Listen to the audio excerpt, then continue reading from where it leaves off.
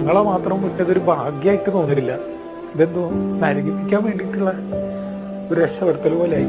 അച്ചാന്ന് വിളിക്കണ മക്കളെ വരെ രക്ഷിക്കാൻ പറ്റാതെ സ്വന്തം രക്ഷപ്പെട്ടതുപോലെ ആയിപ്പോയി എന്നൊരു കുറ്റബോധം. അവരോട് ഞാൻ എപ്പോഴും പറയും, മക്കൾക്ക് എന്തെങ്കിലും പറ്റുകയാണെങ്കിൽ അച്ഛൻ എപ്പോഴും കൂടെ ഉണ്ടാവും.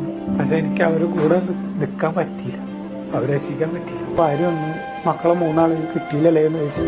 അപ്പൊ ഞാൻ പറഞ്ഞത്, ഞാൻ കുറേ പ്രാവശ്യം വീണ് എഴുന്നേറ്റ സമയത്ത് കുറേ പ്രാവശ്യം വിളിച്ചു, അവരാരും വിളി കേട്ടില്ല എന്ന് പറഞ്ഞു.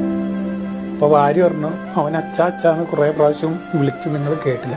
കണ്ണുണ്ട് പക്ഷെ കാഴ്ചയില്ല, ചെവിയുണ്ട് കേൾവിയില്ല.